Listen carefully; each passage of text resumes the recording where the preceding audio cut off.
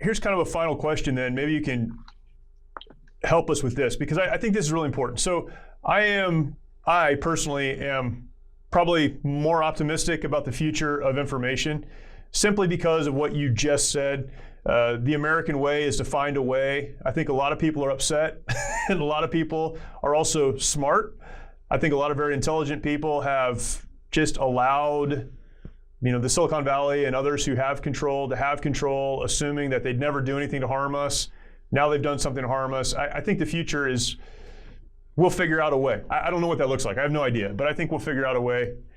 I don't know. But in that process, here's my question. In the process, how does the average consumer discern what is true and what is not true? Because honestly, even a lot of what's on YouTube 5 years ago, it's not real. Anyone who has access to a computer can start a YouTube channel and say whatever they want. That doesn't make it true. The fact that you're wearing a suit and tie on CNN or Fox or whatever, saying things, doesn't make it true.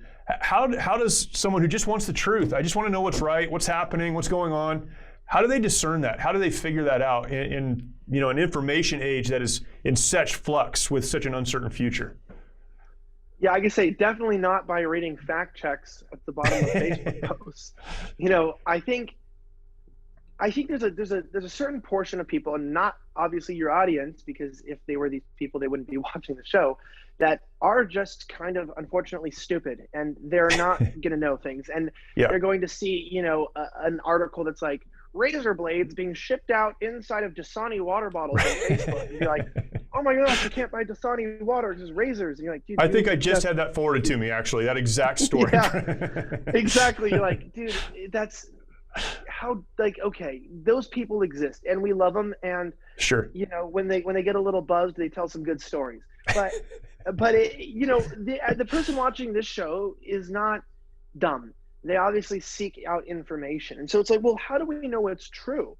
Well, number one, probably what's being spoken about in the media is probably closer to the opposite of reality, is usually what I take. So an example is the Washington Post says, in the midst of this fight between the hedge funds and the GameStop traders, the hedge fund traders are the good guys. That's literally what they said, Washington Post.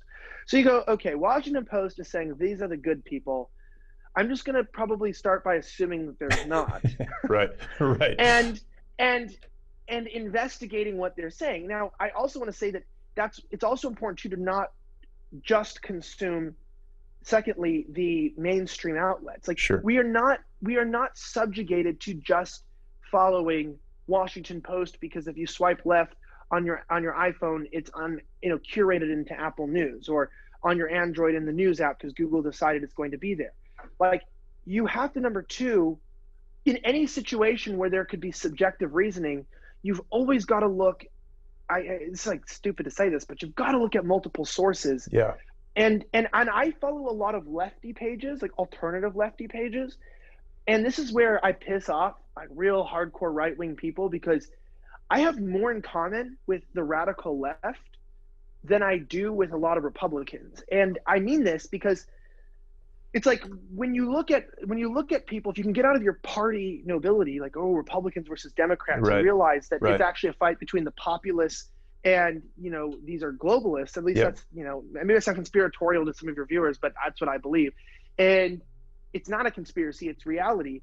Is the radical left, just like the hardline right, as we would call them, radical left, actually think the same things we do. But ultimately speaking, when you look at the people, they are saying the system is broken, it's not working for us, we want answers, but that answer is like socialism. Now, I don't agree that the conclusion is there to institute socialism, but I can agree that the system is broken. Yes. It's not serving the people. And I am just as pissed off when Joe Biden says, I'm going to give you $2,000, and then he says 2,000 is 1,400 plus 600. I don't really want any government money, but I'm just pissed off at the lie as well. Yeah. I just want to be lied to.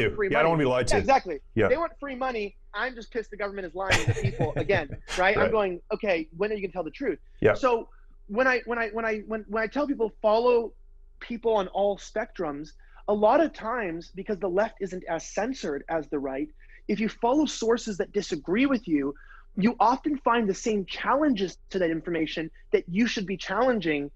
But you can then three, so we have the first one, right? Look at the ideas. Then two, look at alternative sources. So once you've looked at them, you go, oh, there's a suggested post from a radical left outlet that's saying Joe Biden has lied, and they're pointing out the truth here. Joe Biden lied. I don't give a damn about the $2,000. I just, okay, he's lying to people. Yep. Now, three, you use your own platforms to correct that information. And if you think, well, I only have 15 followers, 30 followers, no high school teacher goes, well, I'm not going to teach my class because we have only 25 students in the class. Right. Yep. Right. It's like, no, 20, that's a good number. In fact, people say that the best people to be taught are in smaller, tighter numbers, right? The more expensive of the school you pay for, the less people are in a classroom. Yeah. So engage with people around you and disseminate that information out, because they're going to censor me. So a lot of people don't watch me, and half my followers are going to be people who hate me, who like to just call me like a terrorist every day for just being a reporter and try to put me in federal prison for doing my job. Yeah. Like, that's literally like a lot of the people. But if you have people in your hometown, people that are your friends and your family, you can engage in civic conversation. You can be tactful about it, saying, let's say you have a lot of liberal family and Joe Biden lied, and you can word it in a way they'd like it. Like, hey, I'm pissed. Can you guys believe that Joe Biden said he would do this for you, and it's his first week and he's already went back on his promise? Like, I'd be pissed, and you start wording information to change the public direction. I think that's how we are resilient. I think that's how we get information out. And it's going to be a tough battle. Maybe we have to raise a few billion and launch some satellites with Elon Musk, but who knows? If that's what we have to do, that's what we have to do.